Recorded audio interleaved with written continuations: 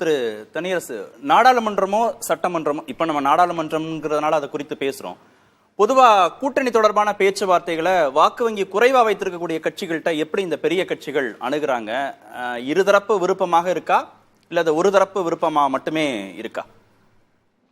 இல்ல, இது பரஸ்பர தேவையின் அடிப்படையில கூட்டணி அமைவதுதாயா ஒரு ஆரோக்கியமாகவும் அது வெற்றி கூட்டணியாகவும் அமையறத நம்ம கடந்த காலில் பார்த்தோம்.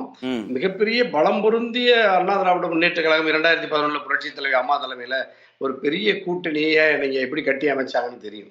அது அது அது அது திராவிட முன்னேற்ற கழகத்தினுடைய அந்த அரசை அல்லது அது காங்கிரஸோடு கைகோர்த்து கொண்டு மத்தியிலும் மாநிலத்திலும் அது ஆட்சியிலிருந்து அகற்றுவதற்கு அப்பொழுது புரட்சி தலைவர் அம்மா அவர்கள் அப்படி ஒரு வலிமையான கூட்டணி அமைத்தார்கள்.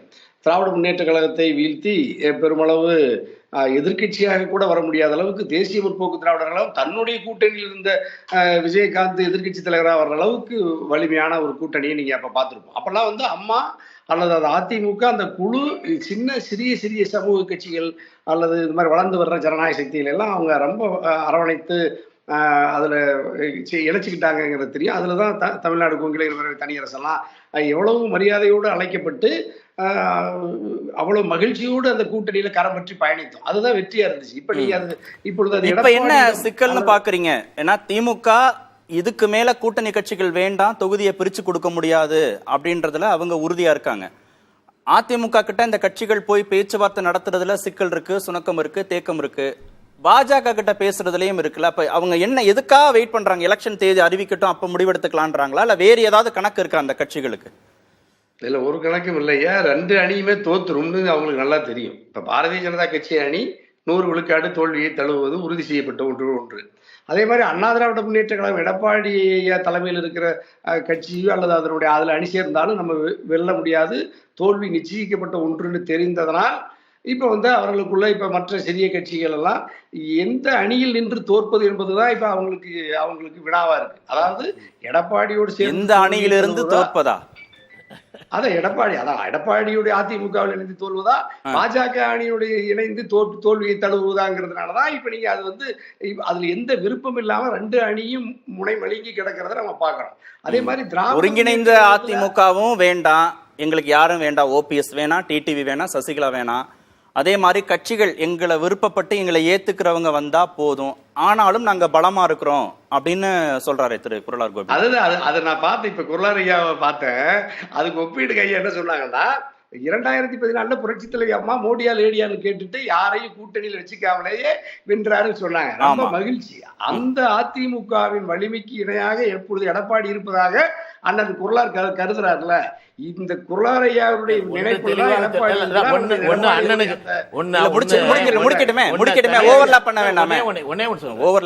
அவர்களுக்கு ஒன்று சொல்கிறேன். அதாவது அனைத்திந்திய அண்ணா திராவிட முன்னேற்ற கழகம் தொண்டர்களால் கட்டப்பட்ட கட்சி என்பது அவருக்கு நன்றாக தெரியும். ஆனால் தொண்டர்கள் எப்படி இருக்கிறார்கள்? நீங்க தலைமை புரட்சி தலைவி அம்மாவிடம் இருந்து இன்றைக்கு புரட்சி தமிழர் எடப்பாடிட்டு வந்திருந்தால் கூட அந்த தொண்டர்கள் அப்படியே தான் இருக்கிறார்கள். அதுல மாற்றம் இல்லை. அது 2019 கொடுக்கலன்றார்ல. நீங்க அதே தொண்டர்கள் 2014 ஜெயலலிதாவுக்கு மாபெரும் வெற்றியை கொடுத்த தொண்டர்கள் அதான் சொல்றேன். 19 கொடுக்கலையே இருக்காங்க. 19 கொடுக்கலையே. அதுதான் என்னன்னா, ரொம்ப காலமா மோடியை எதிர்த்து நாங்க அன்றைக்கு கட்டமைக்கப்பட்டது. நாங்க மோடியோட அன்றைக்கு கூட்டணியில இருந்தோம். அந்த காரணத்தினால மோடிக்கு எதிரான அவரை உள்வாங்கியிருப்பாரு. பாஜகவோடு இருந்ததுனால 2019 நாடாளுமன்ற தேர்தலில் அதிமுகவுக்கு போதுமான நாடாளுமன்ற தொகுதிகளை வாக்காளர்கள் கொடுக்கல. இப்ப பிஜேபி இல்லாத சூழ்நிலை நிறைய எண்ணிக்கை வரும் நம்புறாங்களே. அதே மாதிரி தான் உள்ளாட்சியில நீங்க பாஜகவோடு அண்ணாமலையுடைய பாஜகவும் எடப்பாடி ஐயாவோட அதிமுகவும் கூட்டணியில் இல்லை. எத்தனை உள்ளாட்சியில் வென்றார்கள்?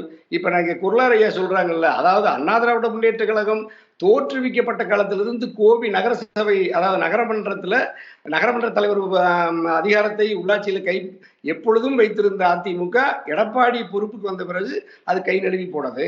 அதே மாதிரி சங்கரன் கோவில்ல அதிமுக துவக்கப்பட்ட காலத்திலிருந்து பரமக்குடி, சங்கரன் கோவில் மாதிரியான பாரம்பரியமாக உள்ளாட்சிகளில் தொடர்ந்து வெற்றி பெற்றதையெல்லாம் இழந்த எடப்பாடி தலைமையிலான அதிமுக இப்பொழுது அம்மாவுக்கு இணையாக 2014 போல வெற்றி பெறுவோம் என்கின்ற இவர்களுடைய இந்த கனவு அல்லது இந்த நம்பிக்கை இருக்கிறது அல்லவா, இதைதான் இவர்களால வெல்லவே முடியல. இப்ப பொருளாதாரியாவுக்கு அந்த கட்சி எடுத்த முடிவின்படி அவர் அதை தன்னுடைய கருத்தை பதிவு செய்யறாரு. ஆனா தனிப்பட்ட முறையில் பொருளாதாரியாவுக்கு தெரியும் நம்ம அப்படி இப்ப வலிமையா இல்ல. சரி, ஏடிஎம்கே பாஜக ரெண்டும் தோத்து போயிடும்ன்றீங்க நாடாளுமன்ற தேர்தல. 8 இருந்து 10 தொகுதிகள் வரைக்கும் ஜெயிப்பதற்கு பாஜக கூட்டணிக்கு வலு இருக்குன்னு திரு சுப்பிரமணியன். அதுதான் இப்ப நான் இப்படியே இருங்கிறேன். நான் நீங்க இந்த உறுதியிலிருந்து இந்த நம்பிக்கையிலிருந்து பாஜகவும் அதிமுகவும் இதே உறுதியில தேர்தலில் பயணிச்சாங்கன்னா இவர்களாகவே சிந்தாமல் சிதறாமல் பட்டு தாம்பூலத்தில் வைத்து திராவிட முன்னேற்ற கழக அணிக்கு இந்த 40 தொகுதிகளையும் தர்றாங்க. அது நாம இப்ப ரொம்ப கவனமா, அது எல்லாம் அவங்களுக்கே தெரியுது. இப்ப பாஜகவில் இருக்கிறவர்களுக்கு தெரியுது, அண்ணா திராவிட முன்னேற்ற கழகத்தினுடைய எடப்பாடி அணியில் இருப்பவர்களுக்கே தெரிகிறது. கட்டாயமாக இந்த முறை முழுமையாக திராவிட முன்னேற்ற கழகம் இல்ல. நீங்களே நிறைய விவாதங்கள்ல பேசியிருக்கீங்க, மோடியை எதிர்க்கணும், அதிமுக திரு எடப்பாடி எதிர்க்கணும், பாஜகவை எதிர்க்கணும், வெளியே வரணும்னு பேசியிருக்கீங்க. இப்ப வந்தாச்சு, பேசவும் செஞ்சாச்சு. நீங்க அதிகபட்சமா அவங்க ராமர் கோவில் தொடர்பான விமர்சனங்களை கூட பொதுவெளிகளில் வைக்க தொடங்கிட்டாங்க. அந்த அளவுக்கு எதிர்நிலையில் எடுத்த பிறகும் அதிமுக தோத்துரும், எடப்பாடி தோத்துரும் அப்படின்றது எப்படி சரியா இருக்க முடியும்?